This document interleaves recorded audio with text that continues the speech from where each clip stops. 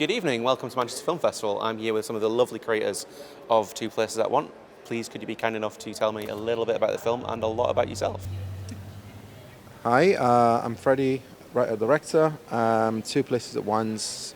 It's just a strange idea that came to me once as I was reading a short story by William Trevor, and there was this phrase, being in two places at once, with sort of small reference to the afterlife, and the film just was born from that. And yeah, it's a bit of a mad one, but we're very proud of it.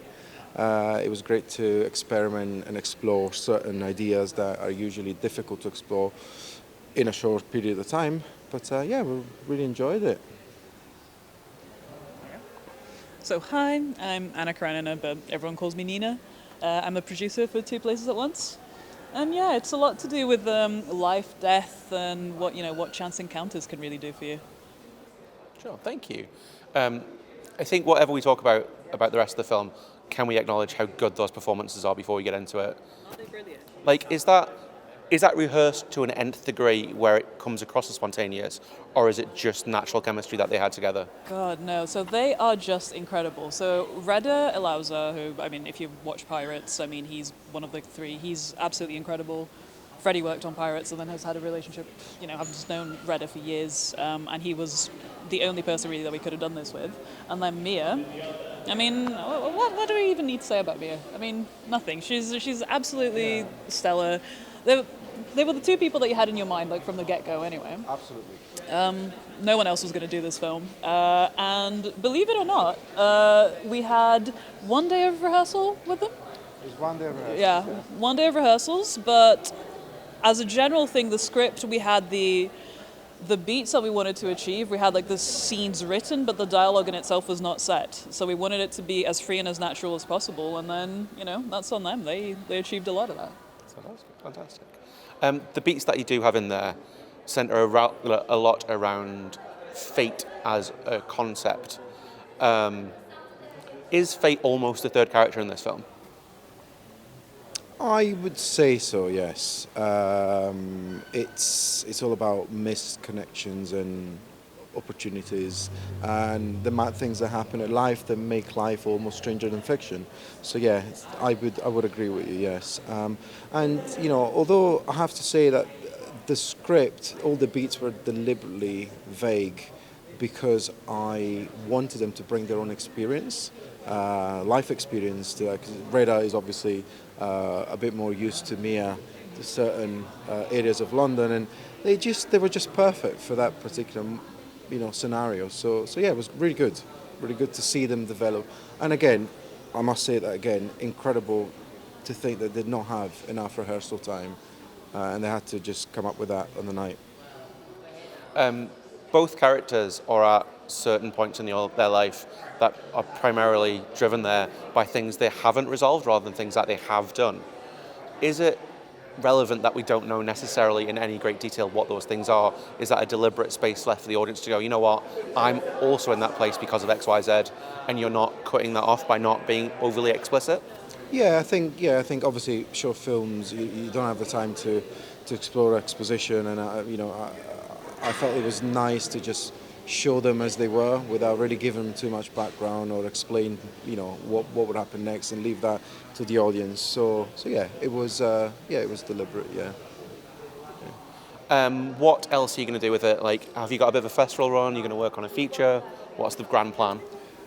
We were thinking there was at some point there was the idea and ambition to develop it as a feature film, but I think it's also great to get some distance from it for a little while and work on other projects, and then go back to the drawer, open it up again, and think. And I think personally that's what I wanted to do. But the best thing about this film was to work with Nina and other collaborators again, and develop those relationships, which I think will be great in the future if we ever wanted to go back to this again.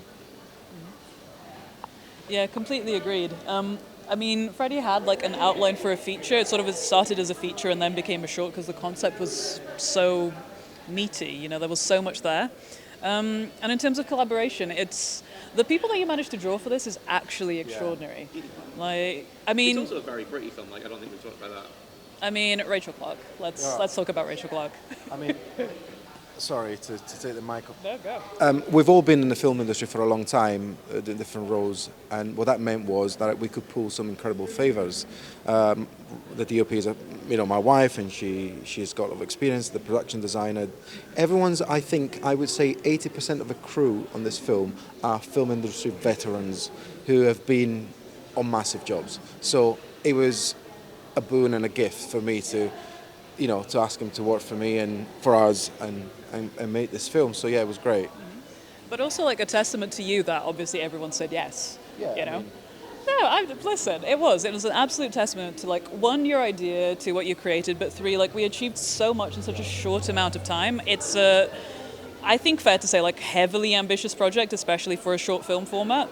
The concept is huge, the themes are huge, there's lots that goes on, and people showed up. We made it actually during the strikes.